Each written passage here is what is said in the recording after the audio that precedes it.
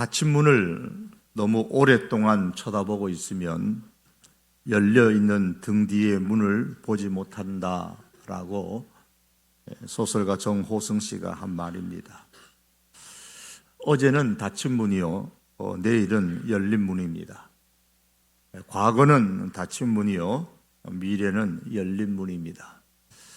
2019년도는 닫힌 문이고 2020년은 열린 문입니다.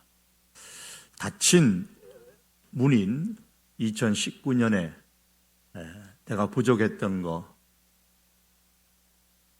거기에 너무 우리가 오랫동안 쳐다보고 있으면은 열린 새로운 2020년을 우리가 제대로 살아갈 수가 없습니다.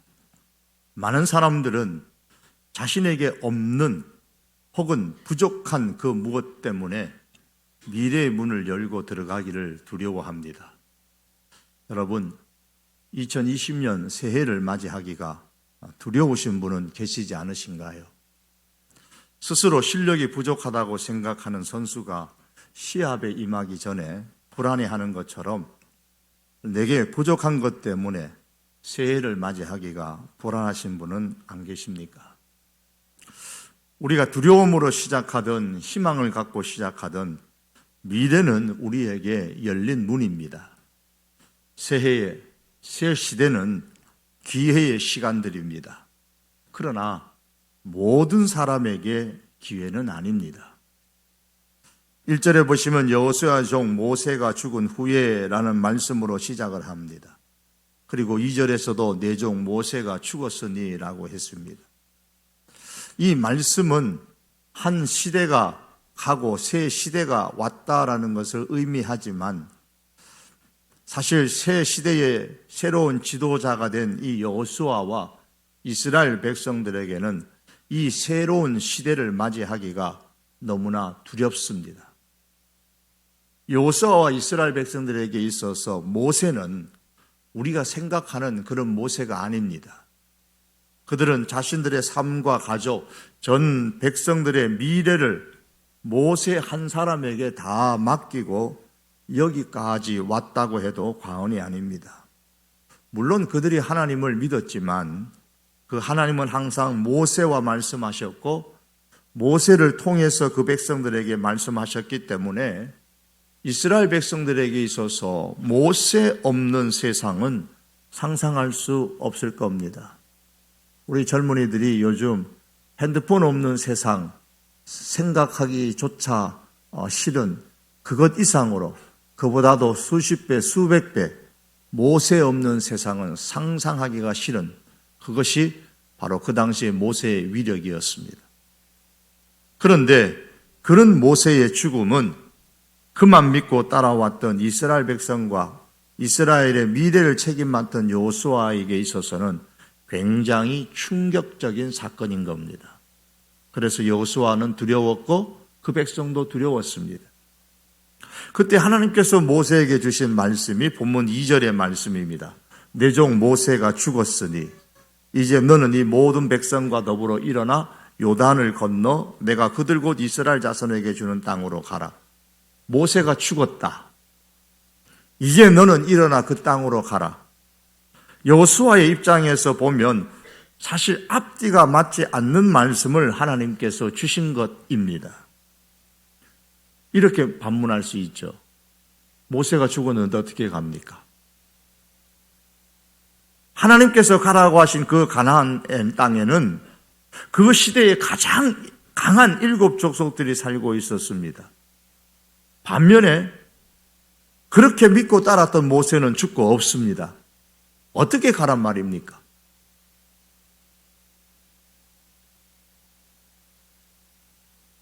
그러나 모세가 죽었지만 너는 일어나 가라고 하신 이 말씀, 하나님께서 여호수아에게 주셨던 이 말씀은 믿음이 없으면 실천할 수 없는 명령입니다. 그런데 하나님께서 여호수아와 그 백성에게 요구하신 이 믿음은 단순히 사변적인 믿음을 요구하신 것이 아니고 믿음의 열정을 요구하셨습니다. 모세가 죽었다. 그런데 그런데 하지만 너희들은 일어나 가라. 가는데 어떻게 갑니까? 3절의 말씀해 보시면 내가 모세에게 말한 바와 같이 너희 발바닥으로 밟는 곳은 모두 내가 너희에게 주었다. 2절에 보면 내가 하나님이 이스라엘 자손에게 주는 그 땅이라고 했는데 가까운 미래에 줄 것이다라는 말씀이죠. 그리고 3절에 가면 내가 즉 하나님이 너희에게 주었노니 그랬습니다. 이스라엘 자손에게 주었다 그랬습니다. 과거 완료 형태로 사용을 했습니다. 왜 그러냐 하면 가나안 땅은 미래에 줄 것이지만 확실하게 분명하게 줄 것이기 때문에 과거 완료 형태로 주었다라고 그렇게 표현을 한 겁니다. 그리고 하나님께서 주실 땅이 어떤 곳이냐? 4절 말씀에 나오는 땅입니다. 모세는 죽었지만 그래도 하나님께서 주시겠다고 하셨습니다. 기회입니다. 그러나 아무에게나 주시겠다고 하지 않으셨습니다. 따라서 모두에게 기회는 아닙니다. 하나님은 너희 발바닥으로 밟는 곳을 주시겠다고 하셨습니다. 어떤 의미에선 발바닥으로 밟는 사람에게 주시겠다고 하시는 겁니다.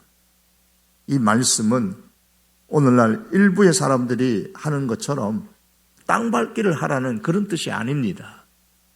믿음의 열정을 품고 행동하라는 겁니다. 모세는 죽고 없지만 너희가 그렇게 의지했던 모세는 없지만 믿음의 열정을 품고 행동하라는 뜻입니다. 여러분, 믿음이라는 것은 사변, 머리로만 생각하는 사변이 아니라 열정을 품은 행동입니다. 그래서 성경은 행함이 없는 믿음은 그 자체가 죽은 믿음이라고 했습니다. 그러므로 새 시대는 기회인 것임에는 틀림이 없지만 모든 사람에게 다 기회가 되는 것은 아닙니다. 믿음의 열정이 있는 사람에게만 기회입니다. 4절에 보면 하나님께서 주시는 이 땅의 경계와 지역을 말씀하시면서 헷 족속에 온 땅이니 너희의 영토가 될 것이라고 했습니다. 헷 족속의 땅은 가나안 땅 전체를 의미하는 겁니다. 이 헷 족속은 가나안의 7 족속 가운데 한 족속이지만 그럼에도 헷 족속의 땅이라고 가나안 땅을 표현하는 이유는 가나안의 7 족속 가운데서 이 헷 족속이 가장 힘있고 강력한 그런 족속이기 때문입니다. 이 헷 족속을 비롯한 강한 7 족속이 사는 그 가나안 땅이지만 믿음의 열정을 가지고 행동하면 하나님께서 주시겠다고 하셨습니다.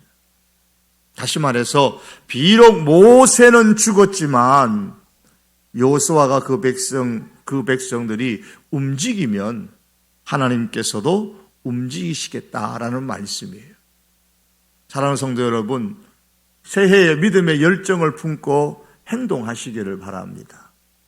우리가 믿음의 열정을 가지고 움직이면 하나님께서도 우리를 위하여 움직이십니다. 히브리서 11장에 기록된 믿음의 사람들을 한번 묵상해 보십시오. 그들 중에 믿음의 열정을 가지고 행동하지 않는 사람이 누가 있습니까? 소위 믿음이라고 그렇게 기록된 사람들 가운데서 믿음의 열정을 품고 행동하지 않는 사람이 누구입니까? 그 어떤 사람도 현재의 안일한 생활에 머물려고 한 사람은 아무도 없습니다. 노아를 생각해 보십시오.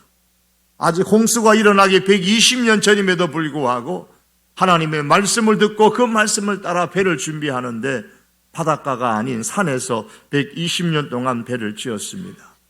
믿음의 열정이 아니고는 있을 수 없는 일이죠. 아브라함을 생각해 보십시오. 본토 친척 아버지의 고향을 떠나 한 번도 가보지 않은 새로운 땅으로 오직 가라는 그 말씀만 붙잡고 가는 것은 믿음의 열정이 없이는 할 수 없는 일입니다. 라합을 한번 생각해 보십시오. 믿음의 열정이 없었더라면 가나안을 정탐하러 온 이스라엘 군인을 숨겨줄 수 없었을 겁니다. 잘못하면 자기 목숨은 물론이요 가족까지 생명이 위험한 일을 그가 했습니다. 미국의 뉴욕주와 캐나다의 온타리오주 사이를 흐르는 세인트 트로렌스라는 강이 있는데 그 강에 1000개가 넘는 작은 섬들로 이렇게 이루어진 그런 지역들이 있어서 천섬이라 그렇게 불리우고 관광객들이 참 많이 오는 그런 지역 중에 하나입니다. 그 1000개가 넘는 섬들 가운데 하트 아일랜드라는 작은 섬이 있습니다. 그림에 보시면은 참 아름다운 섬입니다. 이 하트 아일랜드라는 이 아름다운 섬이 거기에 있습니다. 그 성 앞에 제일 앞에 보시면 전면에 이렇게 성도 하나 있죠. 한 1세기 전에 조지 볼트라는 사람이 자기 아내를 위해서 그 1000개가 넘는 그 섬 중에서 강에 있는 섬 중에서 작은 섬 하나를 구입해 가지고 그곳을 다듬어서 하트 모양으로 꾸몄습니다. 작은 섬을 하트 모양으로 이렇게 꾸민 거예요. 그래서 지금도 하트 섬이다, 하트 아일랜드다 그렇게 부릅니다. 그 성에 볼트 성이 있는 겁니다. 그림을 보면 앞서 보여드렸습니다만은 이 볼트 성이 이렇게 예쁘장하게 이렇게 놓여 있습니다. 이 볼트 성이 거기에 있습니다. 이 볼트는 조지 볼트라는 사람은 섬을 하트 모양으로 만드는 것으로 끝나지 않고 자기의 사랑하는 아내를 위해서 그 섬에 아주 멋있는 성을 짓기를 시작했습니다. 그런 이탈리아에서 대리석을 가져오고 스코틀랜드에서 석재를 가져오고 유럽의 보물창고에서 온갖 예술품을 수입해 오고 성탑과 첩탑이 세인트 로렌스 강물 위에 이제 그 섬 위에 웅장하게 이렇게 솟아 올라가기 시작했습니다. 그러던 어느 날 볼트의 아내가 죽고 말았습니다. 그러자 성체를 그렇게 열정적으로 짓던 볼트의 열정이 차갑게 한순간에 다 식어져 버렸습니다. 인부들은 고향으로 돌아갔고 이탈리아의 대리석과 스코틀랜드의 석재가 그냥 부둣가에 그대로 내팽개쳐져 있었습니다. 성을 짓는 공사가 중단되고 말았습니다. 짓다가 중단된 이 성은 열정이 식은 상징적인 모습이 되고 말았습니다. 아내를 위해서 정말 열정을 다했던 그 상징적인 성이었는데 아내가 죽은 이후에는 오히려 열정이 식어버린 상징적인 성이 되어버린 겁니다. 물론 지금의 그 성의 모습은 좀 전에 보셨던 성의 모습은 후에 이 성의 공사가 중단된 것을 알고 미국 뉴욕시에서 다시 이 섬을 사들여서 이 성을 완성시키고 성을 처음 짓기 시작했던 볼트의 이름을 따서 볼트성이라 그렇게 이름을 붙인 겁니다. 사람에 대한 열정이 있는 사람도 이렇게 섬을 사기도 하고 성을 짓기도 합니다. 저 남해 가면 외도라는 섬을 산 사람이 있죠. 부부가 사서 얼마나 지금 잘 꾸며놨습니까? 수목원으로 만들어놨어. 많은 관광객들이 오고 가는데 아마 여러분 가운데도 가보신 분이 많을 겁니다. 반면에 열정이 식으면 하던 일을 다 중단하게 됩니다. 여러분, 우리의 믿음에도 열정이 있어야 됩니다. 믿음의 열정이 있는 사람만이 하나님께서 주신 그 기회를 자기 것으로 만들 수가 있습니다. 조나단 에드워드는 신앙 감정론이라는 그의 책에서 참 신앙은 열정 어린 신앙이어야 한다 그랬어요. 참된 신앙이 어떤 신앙이냐? 열정 어린 신앙이라 그랬어요. 그래서 조나단은 참 믿음이 많은 점에서 감정에 근거한다는 사실을 부인하는 사람은 성경을 내던져야 된다 그랬습니다. 성경 가운데 참 믿음이라는 것은 열정을 가진 신앙인 것을 끊임없이 성경이 말씀한다는 것을 강조하는 말입니다. 하나님은 신앙생활을 할 때에 열심을 품으라고 하셨습니다. 하나님은 모세를 통해서 너의 마음을 다하고 뜻을 다하고 힘을 다하여 내 하나님을 사랑하라. 하나님을 사랑할 때도 마음을 다해라, 뜻을 다해라, 힘을 다해라, 다한다라는 것은 진실이 담긴 열정을 의미하는 겁니다. 진실이 담긴 그 열정을 품어 하나님을 사랑하라는 뜻이에요. 예수님이 얼마나 열정을 품은 분이십니까? 눈물을 흘리시며 땀이 피가 되도록 땅에 떨어질 정도로 열심히 기도하셨습니다. 사역을 시작하시기 전에 40일 동안 금식을 기도하셨습니다. 그 예수님께서 말씀하시기를 내 아버지께서 일하시니 나도 일한다 그러면서 마지막 순간까지 사역하셨습니다. 또한 바울은 부지런하여 게으르지 말고 열심을 품고 주를 섬기라고 이야기하고 권면하고 그 자신이 또한 그렇게 살았습니다. 성경은 이렇게 성도인 우리들에게 믿음의 열정을 요구합니다. 하나님은 이 시대에도 믿음의 열정을 가지고 행동하는 그런 사람을 찾으십니다. 그 사람에게 아직 손이 넣지 못한 그 하나님의 약속의 땅을 내 발바닥으로 밟으라고 말씀하고 계시는 거예요. 그러므로 사랑하는 성도 여러분, 하나님께서 은혜를 주실 때, 하나님께서 말씀을 주실 때 아멘으로 받고 믿음의 열정을 가지고 행동함으로써 우리가 맞이하는 2020년 새해에는 하나님께서 주신 그 기회들을 내 것으로 만들어 누릴 수 있는 그런 하나님의 사람들, 그런 새해가 또한 될 수 있기를 주님의 이름으로 축복합니다. 새 시대는 기회입니다. 그러나 모두에게 기회는 아닙니다. 말씀의 은혜를 받았을 때에 그 말씀을 붙잡고 믿음의 그 열정을 가지고 행동하는 사람에게 주어지는 기회입니다. 또한 새 시대의 기회는 남의 것이 아니라 내게 있는 것을 선용하는 사람에게 주어지는 기회입니다. 모세가 죽었을 때에 이스라엘 백성들뿐만 아니라 여호수아도 두려웠습니다. 그러기에 하나님은 여호수아에게 두려워하지 말라고 하셨습니다. 왜 여호수아가 두려워했을까요? 그 이유는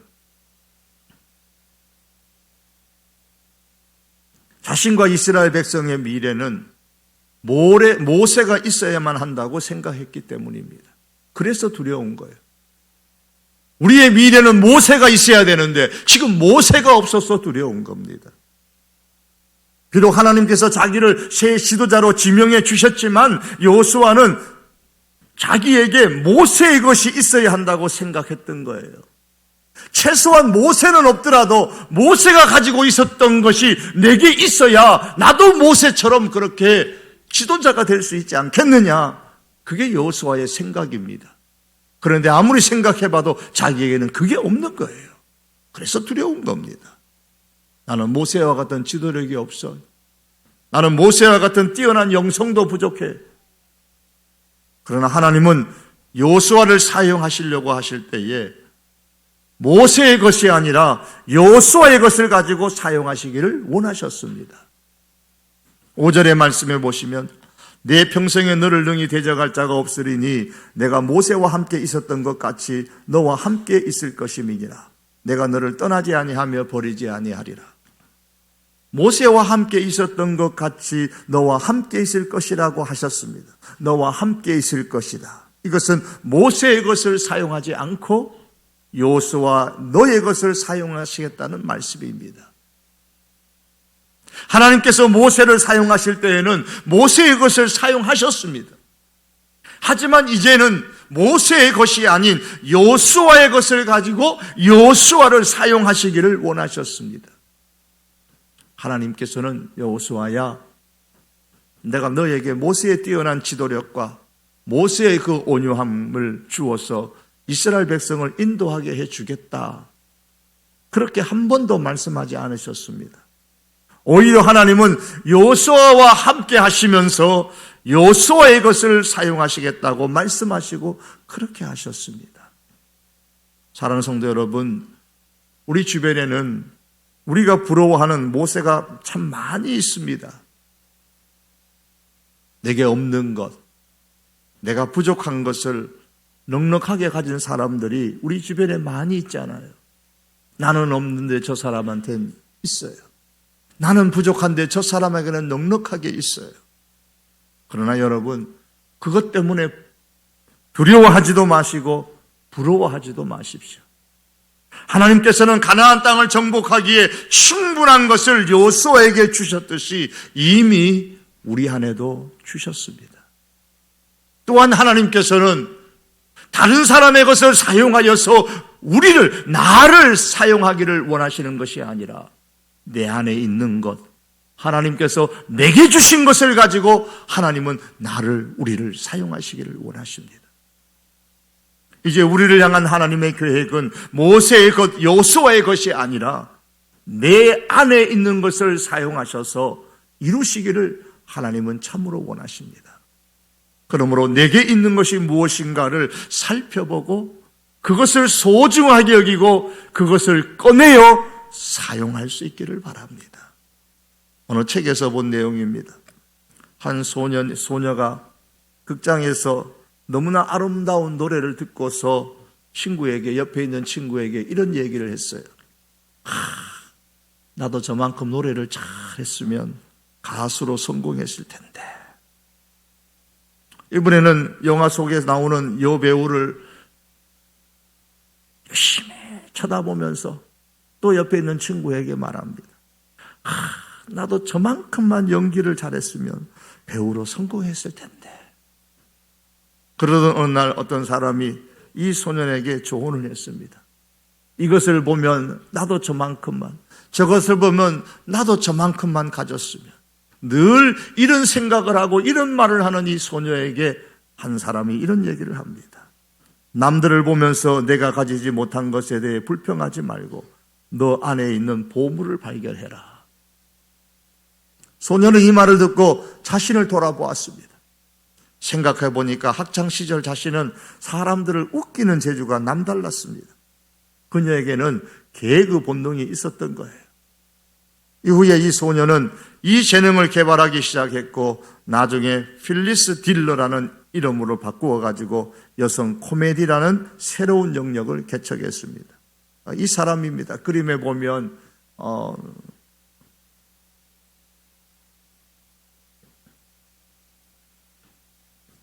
많이 늙었죠? 지금은 돌아가셨어요. 91세인가요? 92세인가 돌아가셨습니다. 이 여인의 외모는 영화 속 여배우처럼 그렇게 아름답지도 않습니다. 목소리가 어느 유명한 가수처럼 그렇게 목소리가 아름답지도 않습니다. 하지만 하나님은 이 딜러를 창조하실 때에 조금도 실수하지 않으셨습니다.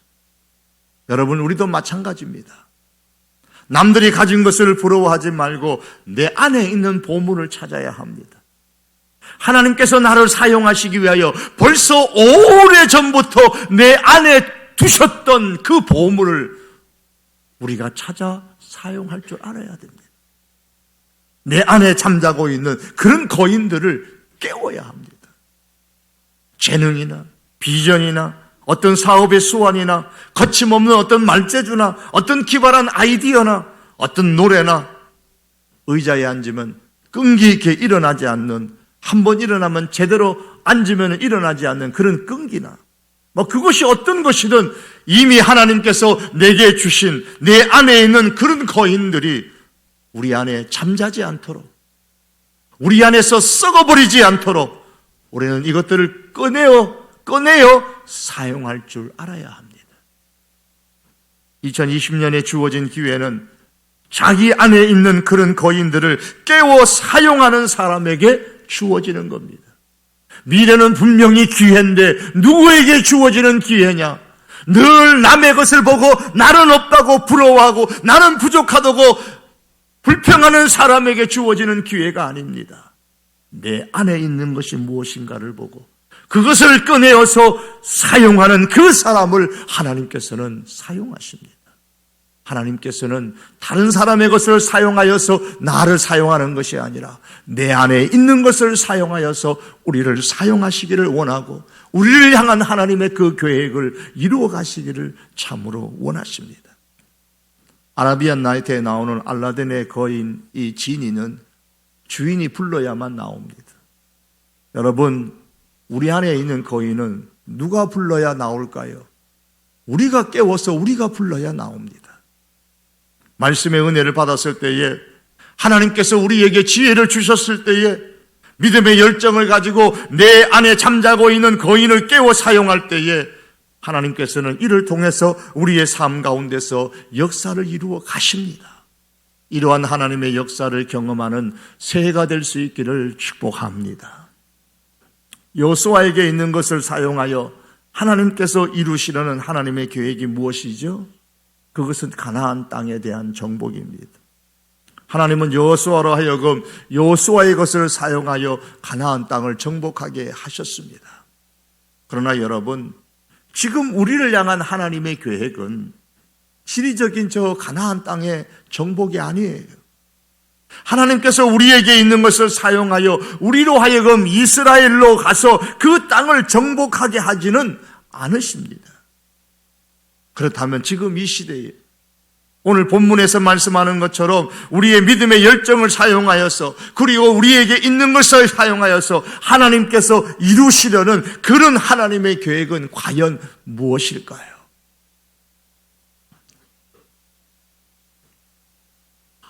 가나안 땅에 대한 여러 가지 신학적인 관점을 우리가 말할 수 있지만 오늘 이 시간에는 한 가지만 말씀드리려고 합니다. 여호수아가 가나안 땅을 정복하면서 갖고 있었던 한 가지 소원이 있었습니다. 그것은 여호수아서 24장에 나오는 소원이에요. 너희가 섬길 자를 오늘 택하라. 오직 나와 내 집은 여호와를 섬기겠노라. 24장 15절 하반절의 말씀이죠. 가나안 땅을 정복한 이후에 이스라엘 백성들에게 남긴 여호수아의 말입니다. 여호수아는 자신과 자기의 가족들뿐만 아니라 가나안 땅에 사는 이 이스라엘 백성들이 온전히 진실하게 하나님만 경외하고 섬기기를 원했습니다.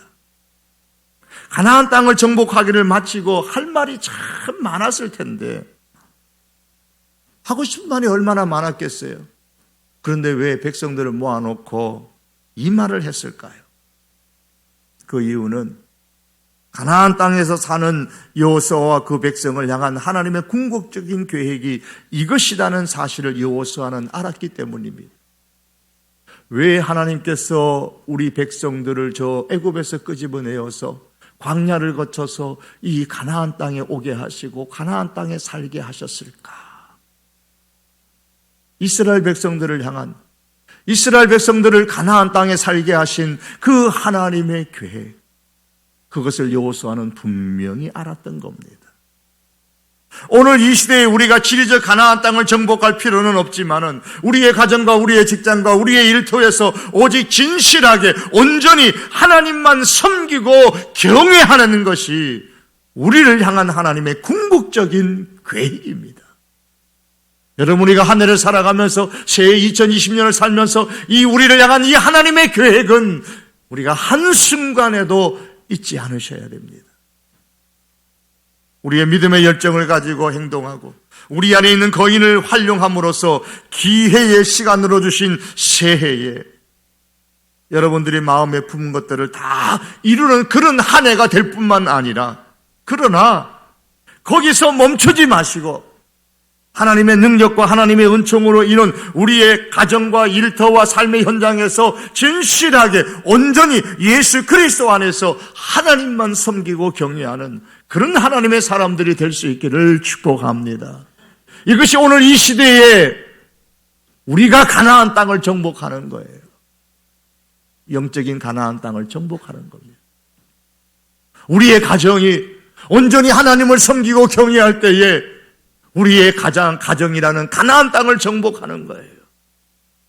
우리의 삶이 진심으로 하나님을 경외하고 하나님을 섬길 때에 우리의 삶의 가나안 땅을 정복하는 겁니다. 말씀을 맺기를 원합니다. 2020년 새해를 맞이하는 성도 여러분, 새해를 두려워하지 마십시오. 미래는 기회의 시간입니다. 새해는 기회입니다. 하지만 모든 사람에게 다 기회는 아닙니다. 은혜의 말씀이 내 안에 왔을 때에 믿음의 열정을 갖고 행동하는 그 사람에게 주어지는 기회입니다. 그러므로 은혜의 말씀이 내게 안에 왔을 때에 믿음의 열정을 갖고 행동하는 우리들이 되기를 원합니다. 우리가 믿음의 열정을 가지고 움직이면 하나님께서도 열심을 품어서 움직이시고 우리 가운데 우리를 위하여 역사하십니다. 또한 은혜의 말씀이 내 안에 왔을 때에 남의 것을 부러워하지 마십시오. 내 안에 있는 것을 깨워 사용하십시오. 저 사람은 있는데 나는 없다고 탄식하지 마시고 한탄하지 마십시오. 하나님께서 나의 삶 속에 역사를 행하실 때에 하나님께서는 남의 것이 아니고 내 안에 있는 것을 사용하셔서 나의 삶을 이루어간다는 사실을 기억하십시오. 남의 것 부러워하지 아니하고 내 안에 있는 것 사용하여서 나아가는 그 사람에게 미래는 기회가 되는 겁니다. 그리고 은혜의 말씀이 내게 부딪혔을 때에 먼저 믿음의 열정을 가지고 내 안에 있는 것을 깨워 사용함으로써 하나님의 은총의 역사를 누리는 삶을 사십시오. 그러나 그 삶만으로 만족하지 마시고 하나님의 역사로 이루어진 나의 삶에서 오직 예수 그리스도 안에서 하나님만 섬기고 하나님만 경외하겠다고 결단하고 또 실천하는 2020년이 될 수 있기를 주님의 이름으로 축복합니다. 그래서 2020년 열려있는 미래의 문을 우리가 더 활짝 열어 들어가서 이 2020년을 기회로 삼고 정말 하나님의 큰 역사를 경험하는 사랑하는 성도들의 가정과 그 일터와 삶이 될 수 있기를 주님의 이름으로 축복합니다. 기도하시겠습니다.